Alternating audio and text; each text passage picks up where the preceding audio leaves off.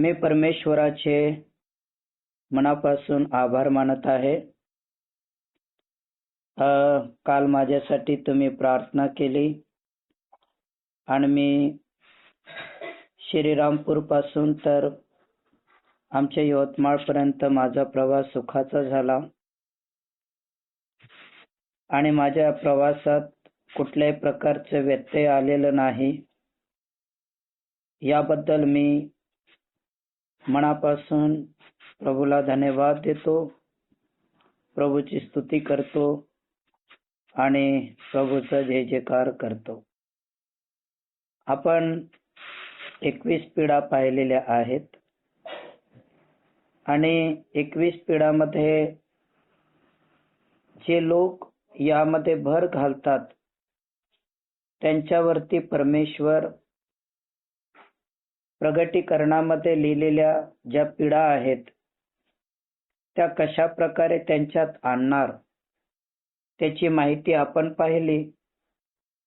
तर प्रगटीकरणामध्ये जवळपास 21 पिढा आहेत आणि त्या पिढा फक्त मानवासाठीच आहे असं नव्हे, तर संपूर्ण पृथ्वीसाठी आहेत.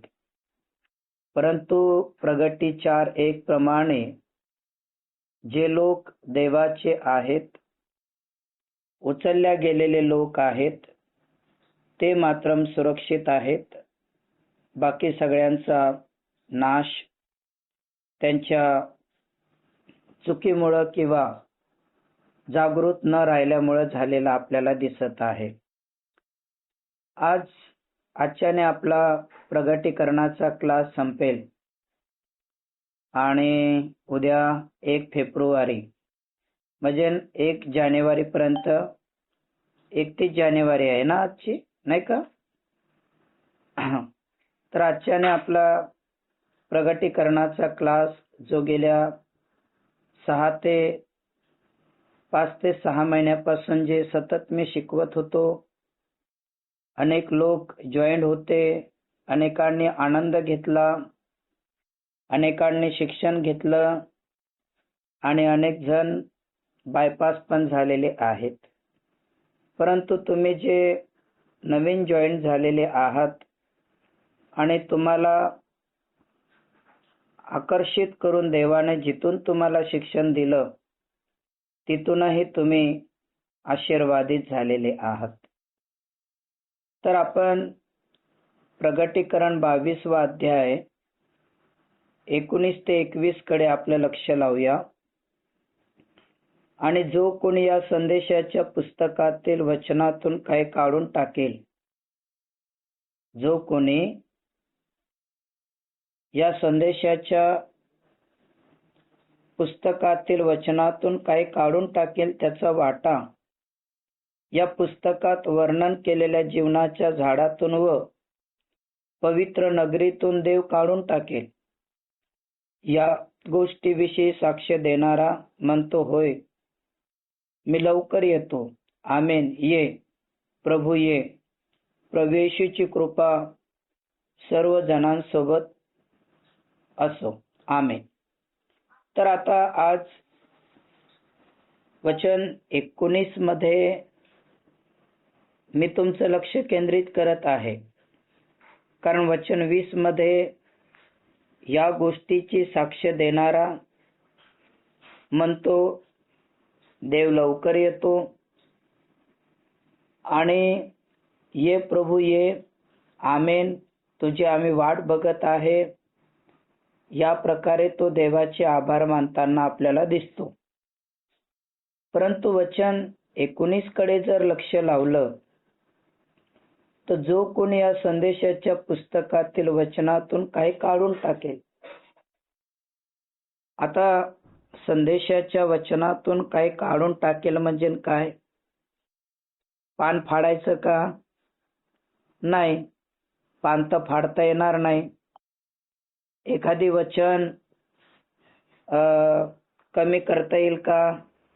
नाही, वचन तर कमी करता येणार नाही. मग कोणत्या गोष्टी याच्यामध्ये काढून टाकणार आहेत?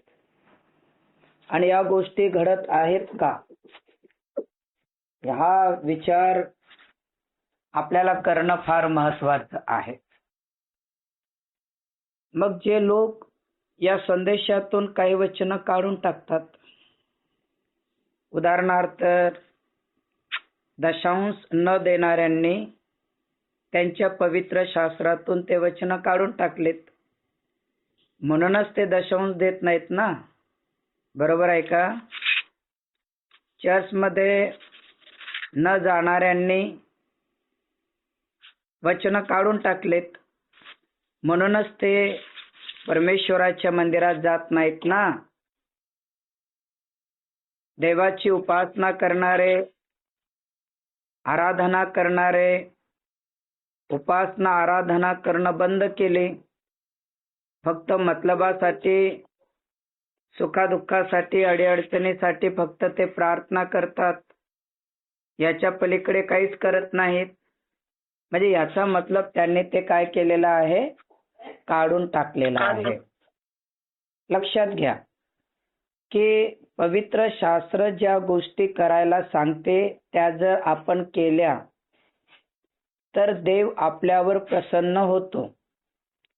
आणि पवित्र शास्त्रातून ज्या गोष्टी आपण करू नये अशी जर देवाची इच्छा असेल, आज्ञा असेल, ते पण आपल्यासाठी देव प्रसन्न होतो. पण देव जर एखादी गोष्ट करू नका असं म्हटलं आणि आपण जर त्या गोष्टी करत आहे, म्हणजे देवाविरुद्ध पाप आहे, आपण वचन काढून टाकले. आणि देव जर एखादी गोष्ट करा म्हणतो आणि ते करू शकतो परंतु आपण करत नसेल तर तेही आपल्यासाठी पाप आहे. तर एक उदाहरण, एक व्यक्ती यरुसलेम सोडून यरीहोकडे निघाला. आता सगळ्यात पहिले या दोन शहराची माहिती घेऊया.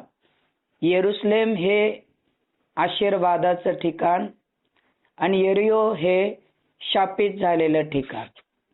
मग एक व्यक्ती यरुसलेम म्हणजे आशीर्वादाचं ठिकाण सोडून शापित झालेल्या यरीहोकडे निघाला असं आपण समजू, आणि हे सत्य आहे.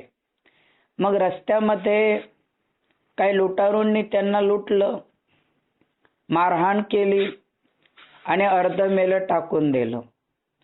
आणि मग अर्धमेलं टाकून दिल्यावर तो कणत आहे, तो रडत आहे, तो आक्रोश करत आहे, मदतीचा हाक मारत आहे. आणि तेवढ्यामध्ये एक याजक म्हणजे कोण? देवाचा सेवक, नाही का, परमपवित्र स्थानात देवाची सेवा करणारा. त्यांनी पाहिलं, पण कोण याला उचलेल, कोण याला हॉस्पिटलमध्ये नेईल, कोण याची मलमपट्टी करेल, कोण याची काळजी घेईल, जाऊ द्या, माझ्या माग बरेच कामं आहे असं म्हणून पाहून न पाहिल्यासारखं केलं. त्यानंतर काही वेळाने लेवी म्हणजे देवाचे निवडलेले लोक, देवासाठी वेगळे केलेले लोक, तो आला. त्याला दया आली.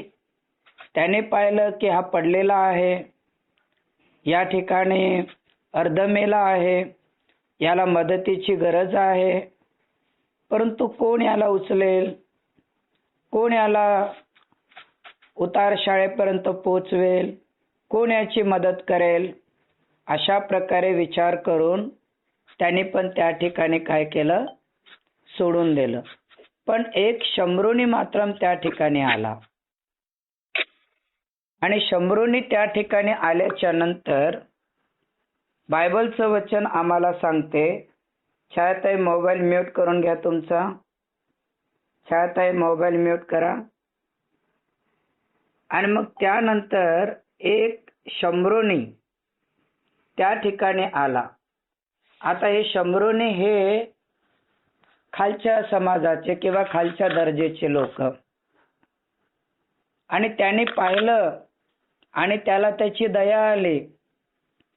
आणि दया आल्याच्या नंतर तो उतरला, त्याने द्राक्ष रस लावला, मलमपट्टी केली आणि गाढवावर बसून त्याला उतार शाळेत नेलं.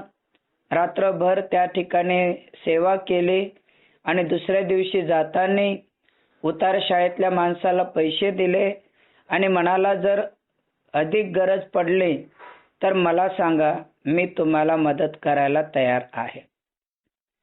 तर या ठिकाणी कोणी देवाचं वचन काढलं आणि कोणी वचन पाळलं सांगा? शम्रोन्याने वचन पाळलं. म्हणजे हॅलो, हा ऐकत आहे. शम्रोनीने पाळलं, याजक आणि लेवींनी पाळलं नाही असून. याचा मतलब याजक लोकांना देवाच्या वचनाची माहिती आहे, तरी पण त्यांनी वचन कमी केलं. मदत करायला पाहिजे होतं, वचन कमी केलं. लेवी लोक हे देवाचे सेवक आहेत, निवडलेले आहेत. यांनी जाऊन मदत करायला पाहिजे होती.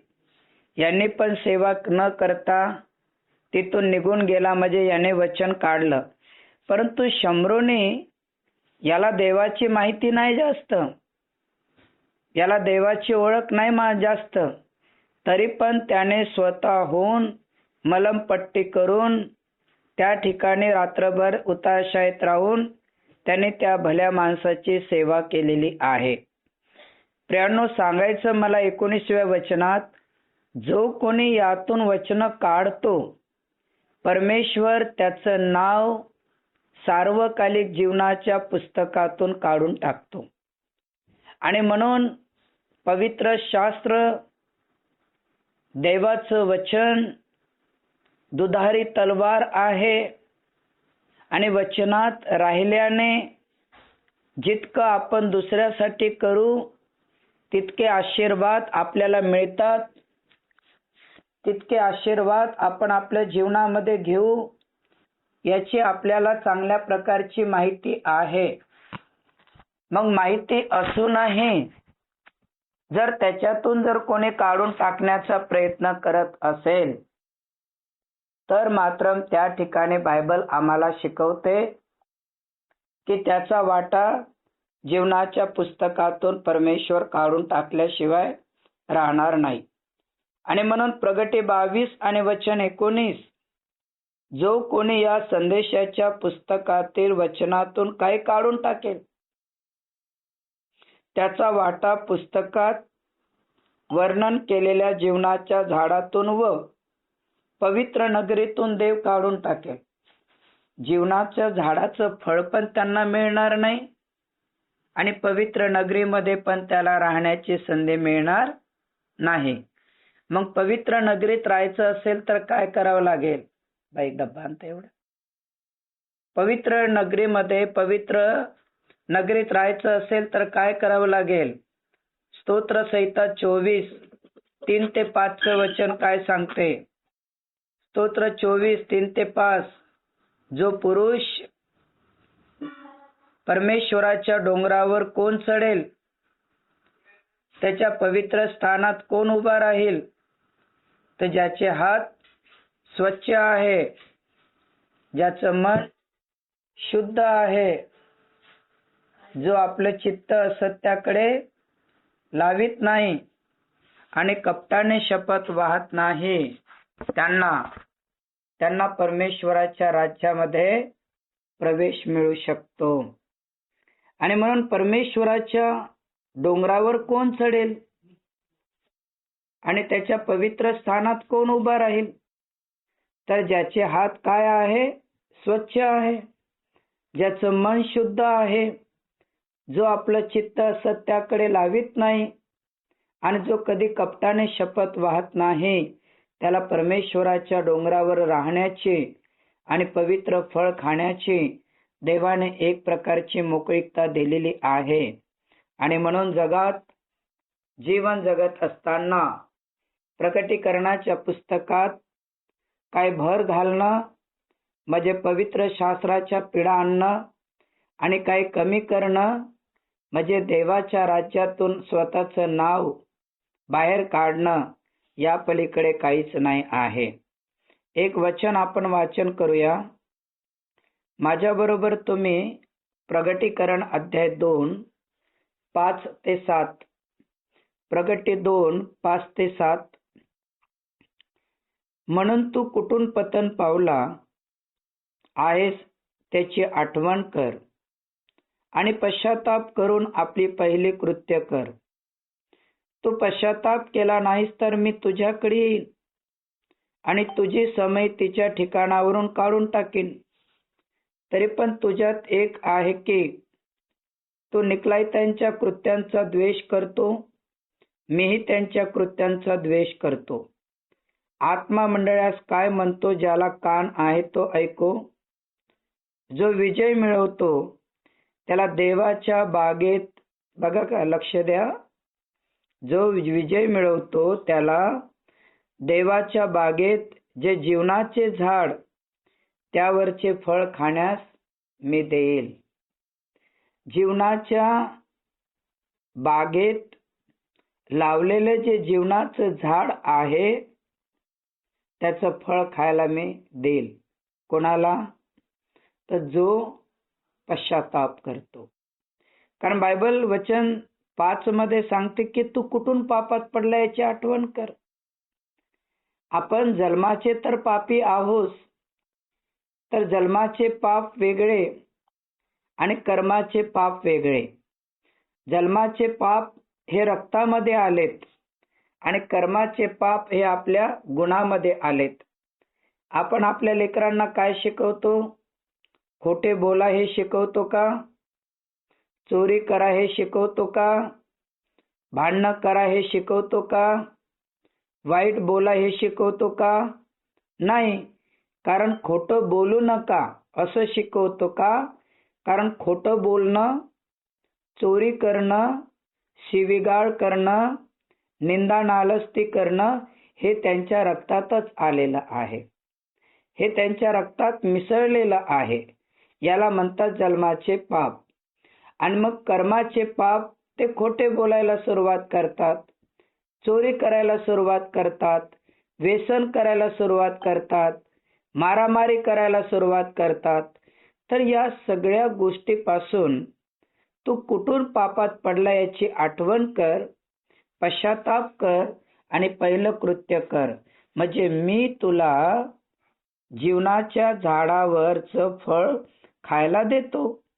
म्हणजे आत्मा मंडळास काय म्हणतो की ज्याला कान आहे तो ऐको. जो विजय मिळवतो त्याला देवाच्या बागेत जे जीवनाचे झाड आहे त्यावरचं फळ त्यांना खायला मिळेल ना.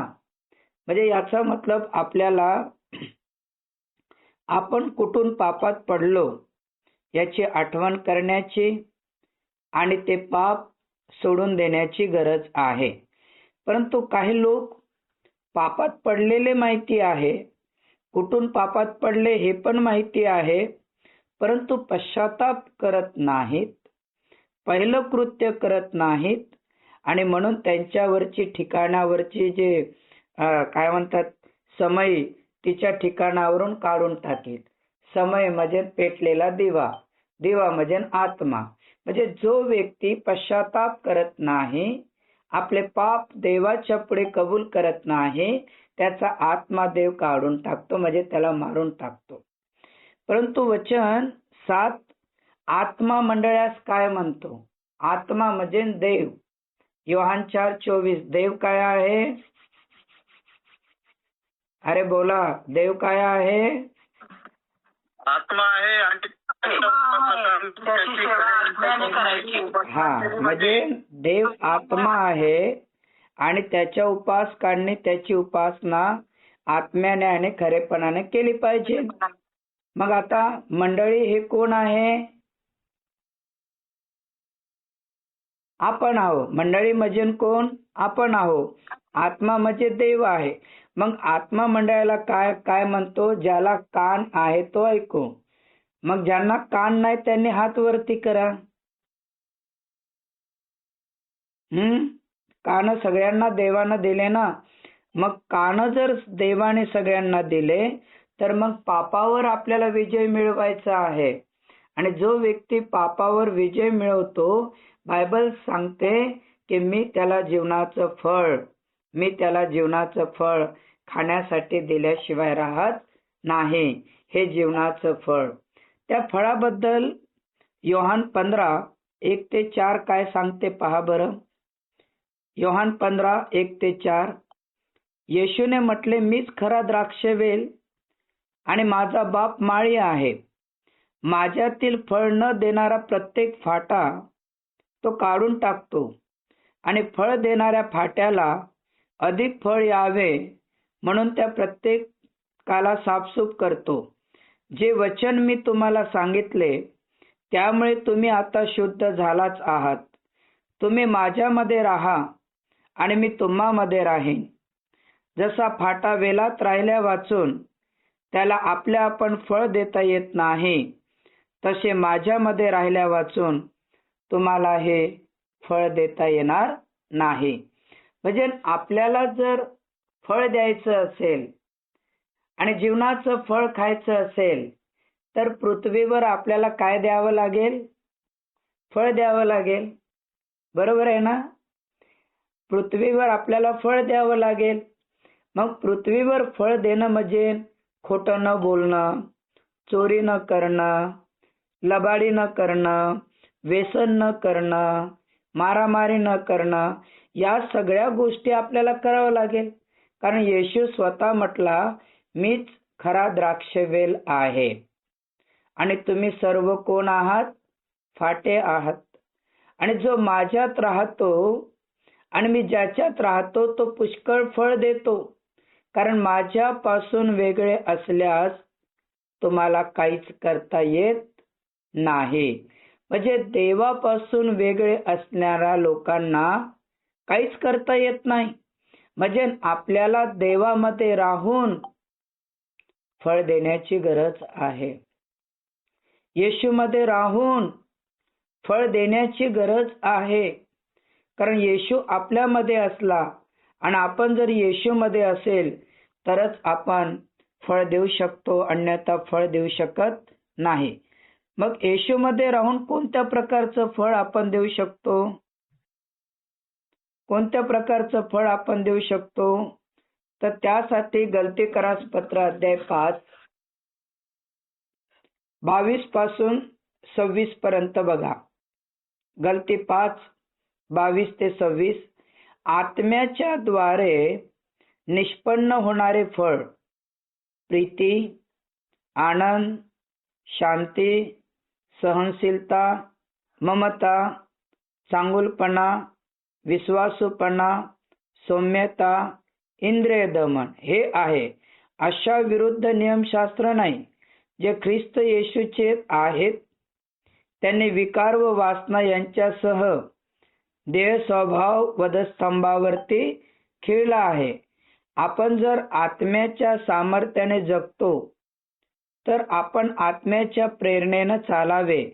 आपण पोकळ अभिमान बाळगणारे, एकमेकाला चीड आणणारे आणि एकमेकाचा हेवा करणारे नसावे.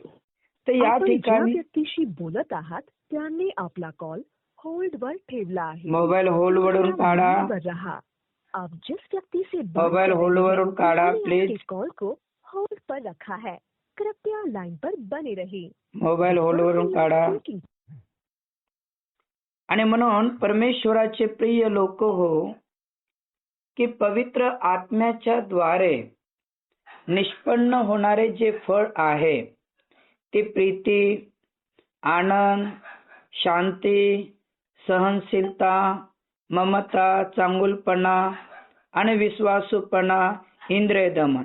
मग हे 9 प्रकारचे फळ आपल्या जीवनात असेल आणि आपण प्रत्येक परिस्थितीवर जर विजय मिळवला तर आपण स्वर्गाच्या राज्यात जाणार आणि देवाच्या राज्यातलं फळ खाऊन आपण जीवनाचं सार्वकालिक जीवनाचे आपण वाटेकरी बनू शकतो. बरं का?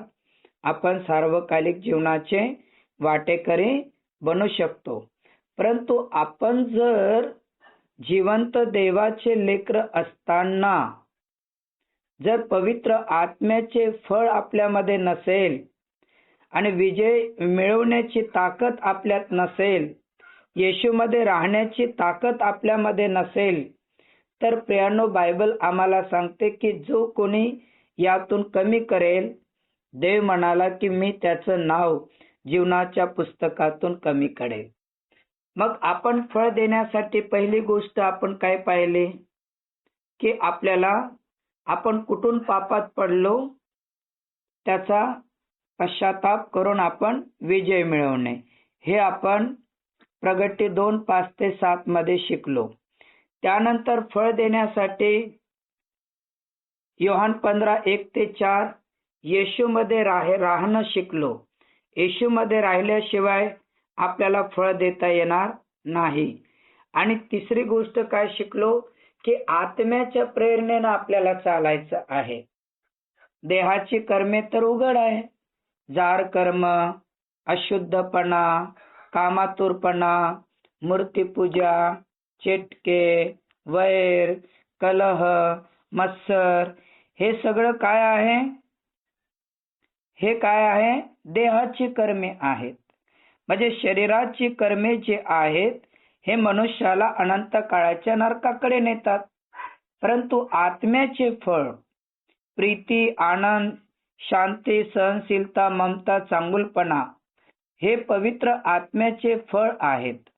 आणि हे पवित्र आत्म्याचे फळ जर आपल्यामध्ये असेल आणि आपण पवित्र आत्म्याच्या फळामध्ये जर राहणार, तर मात्र आपण प्रगटीकरणाचं पुस्तक अध्याय 22 आणि वचन 19, जो कोणी या संदेशातील पुस्तकातील वचनातून काही काढून टाकेल त्याचा वाटा पुस्तकात वर्णन केलेल्या जीवनाच्या झाडातून व पवित्र नगरीतून काढून टाकेल. म्हणजे आपल्याला पवित्र आत्म्याच्या प्रेरणेनं ज्यावेळेस फळ द्यायचं आहे, त्यावेळेस आपलं जे नाव आहे जीवनाच्या पुस्तकात लिहिलेलं राहील. कारण जीवनाच्या पुस्तकातलं फळ हे मनुष्याला सार्वकालिक जीवन देणारं फळ आहे. उत्पत्तीचं पुस्तक अध्याय 2, 15-17 तुम्हाला माहिती आहे. परमेश्वर देवाने मनुष्याला एदेन बागेत नेऊन तिची मशागत करण्यासाठी आणि राखण करण्यासाठी ठेवले. तेव्हा परमेश्वराने आदामाला काय आज्ञा केली होती की बागेतील वाटेल त्या झाडाचे फळ येथेच खा, म्हणजे इथेच खा, पण बऱ्या वाईटाचं ज्ञान करून देणाऱ्या झाडाचे फळ खाऊ नका, कारण ज्या दिवशी तुम्ही त्याचे फळ तुम्ही खाशील त्या दिवशी तुम्ही खास मरशील. तर मग एदेन बागेत आदामाने आणि हवेला जे देवाने आज्ञा दिलेली होती त्या आज्ञेचं त्यांनी पालन केलं की उल्लंघन केलं? उल्लंघन केलं.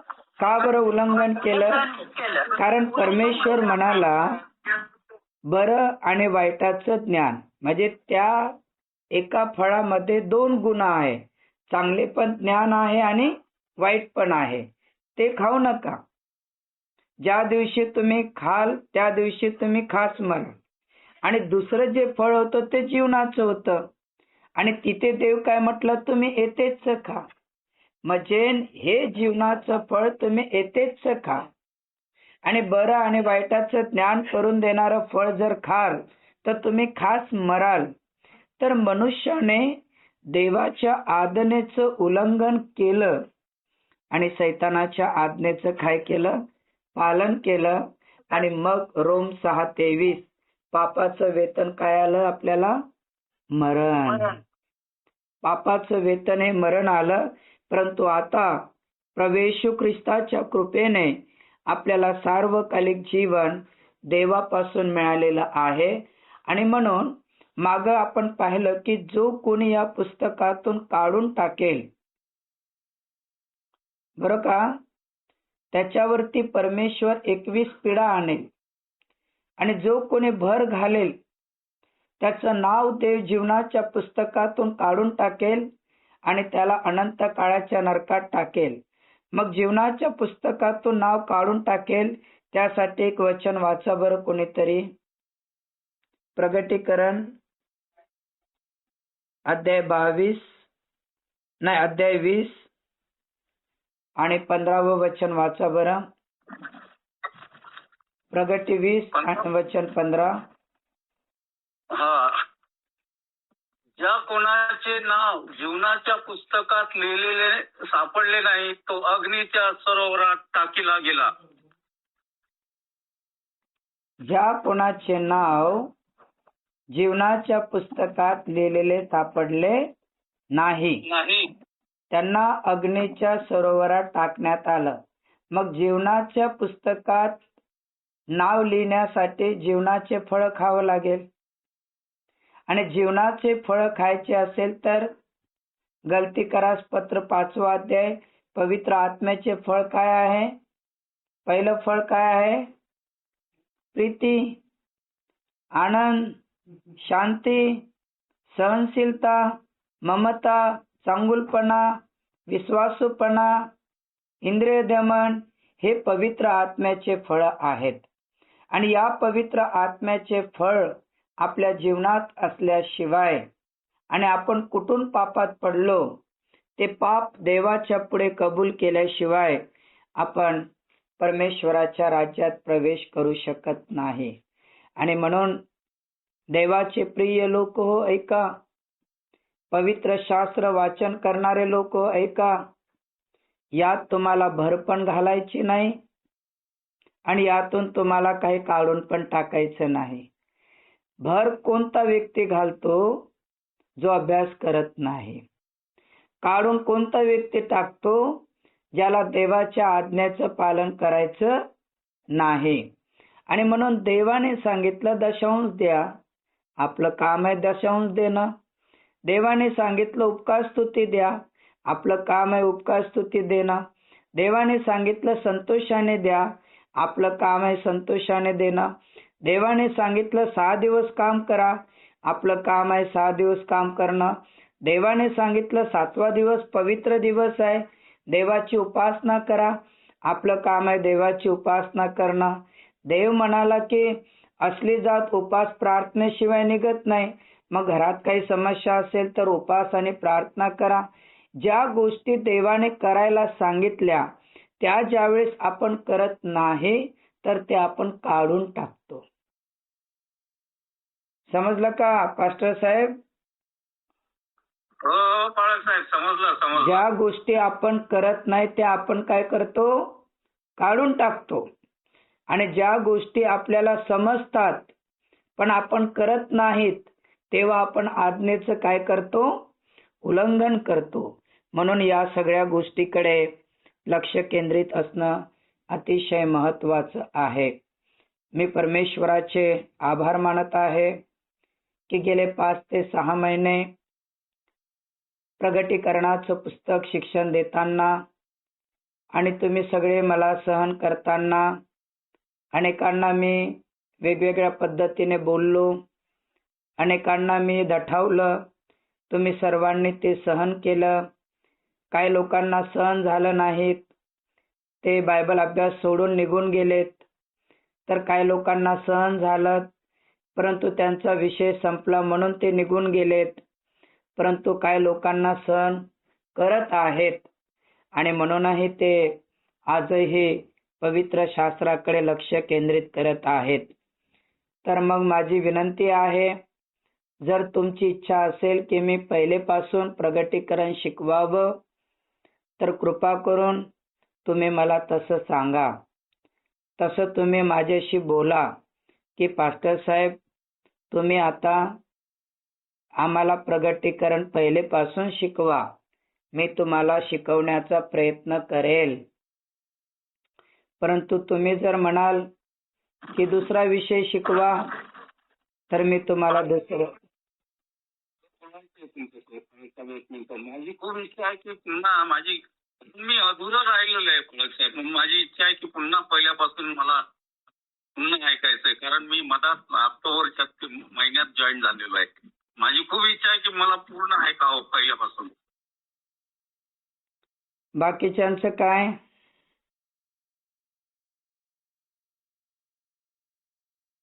ऐकायचंय पाळायचंय पहिल्यापासून. अजून बाकीच्यांचं काय? मला पण ऐकायचंय. अजून सर मी गेले 2 वर्षापासून जॉईन आहे आणि परंतु ज्ञान किती घेतलं तरी ते अपुरंच असतं. तुम्ही सुरुवातीपासून घेत असलात तर जॉईन होत जाईल मी, कारण प्रत्येक वेळेस वेगळं काहीतरी वचनातून शिकण्यासाठी मिळत असतं. ओके. आम्ही पण 2 महिने झाला आता जॉईन आहे. सुरुवातीपासून नाही आहोत, सुरुवातीपासून झालं तर ओके. तर मला पण ओके पहिल्यापासून शिकायचं आहे. ओके. मी जयश्री बोलते. हा, तर मग दर महिन्याला तुम्ही मला थोडीफार मदत करणार ना?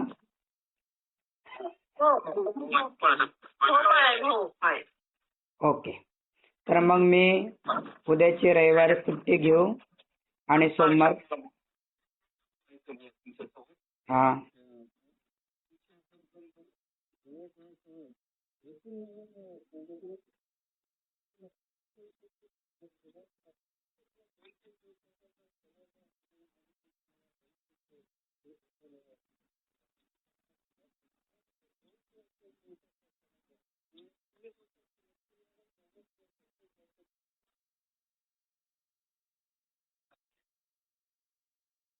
चालेल. मी सोमवारपासून नवीन सुरुवात करत आहे. आणि ब्रदर विजय आहेत का? ब्रदर विजय आणि विजया, सोमवार दिवशी तुम्हाला माझ्यासाठी उपवास प्रार्थनेत राहायचं आहे. कंटिन्यू, फक्त पाण्याशिवाय दुसरं काही नको विजू. दोघं पण पती पत्नी. उपवास प्रार्थनेमध्ये राहायचं आहे, कारण सोमवारपासून मला क्लास घ्यायचा आहे. चालेल. विजू भाऊ प्रार्थना करा.